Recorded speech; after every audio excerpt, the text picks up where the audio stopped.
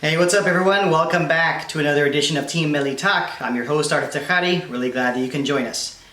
Yes, let's get right to it. A 1-0 loss for Iran against Bahrain in a recent World Cup qualifier. Not the result we needed, but it happened. We just got to move forward. As for our agenda, I plan on talking about Team Melli's problems against Bahrain, as well as my man of the match for Team Melli, players I'm disappointed with as well, and I'll finish it off with my final thoughts. If you like what we will talk about, then hit that like button. Now, first thing is first, what was the problem with Team Melli against Bahrain? I would say that our Team Melli footballers were not in sync. They're not on the same page. There's giveaways from our midfielders, problems with connecting passes. At times, the long ball strategy wasn't working. I mean, Iran was whistled 5 times for offside. Clearly that long ball thing was not going to work. Also, fundamental mistakes. And when I'm talking about fundamental mistakes, I mentioned earlier having trouble connecting passes, giving the ball away, but take a look at this picture right here.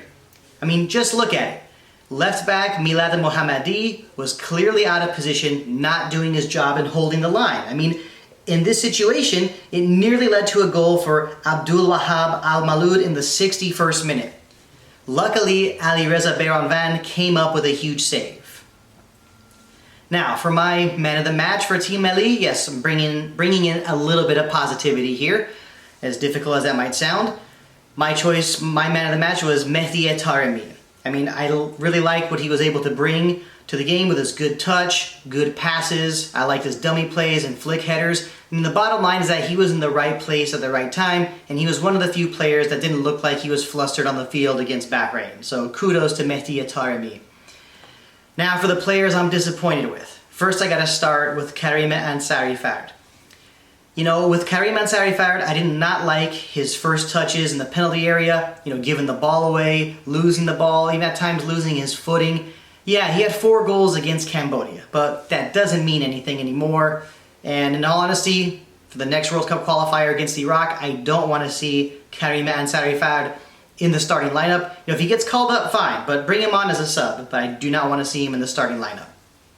The next player I'm disappointed with, gotta go with Ihsan Safi. I mean, look, he's our captain, was also playing as a defensive midfielder, but he was clumsy at times, giving the ball away on more than one occasion. And one of his giveaways in the defensive third of the field, it was that giveaway that led to Bahrain, passing the ball into the penalty area and getting a penalty kick because of a foul. I mean, we cannot have our defensive midfielders giving the ball away.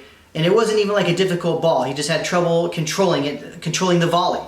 I mean, really unacceptable. And one more tip to Ihsan Safi. I'd just like to say, enough with the long-range shots. Clearly, they are not working.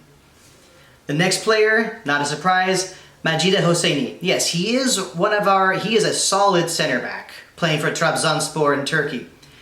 But in this game, he committed a very silly and clumsy foul. So take a look at this picture now.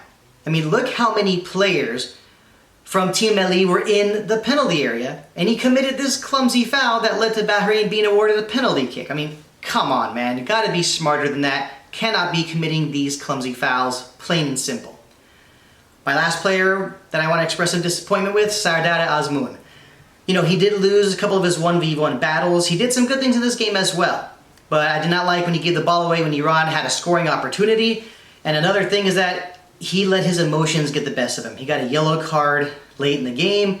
He kept on arguing. It seemed like he wanted to get another one, and we just cannot afford to have Sardar Azmoun miss out on any World Cup qualifiers. He always has to be there, and bottom line, he needs to be smarter. Now for my final thoughts.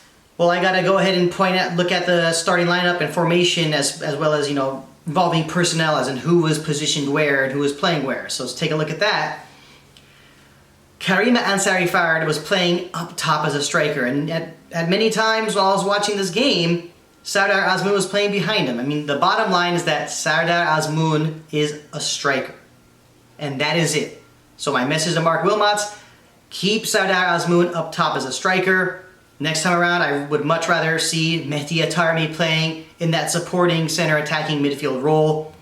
I mean, if Marc Wilmots wants to experiment with his lineup against teams like Hong Kong and Cambodia, then that's fine. But don't do this against the better teams in the group like Iraq and Bahrain, okay? This is really important. This cannot continue from Marc Wilmots. And last but not least, we need Saïd Izzatullahi. He is our best defensive midfielder. And yeah, has he been playing a lot lately for Eupen in Belgium? No, he hasn't. But this is where Wilmots needs to, get things right. Yeah, maybe Izzatullahi has not been playing a lot lately, but you gotta call him. Iran is trying to get to the World Cup, dropping points against teams that Iran should not be dropping points against. This can only come back to haunt Team Melli. So that's the bottom line. Marc Wilmots, you gotta get Iran to the World Cup. Make the right decisions.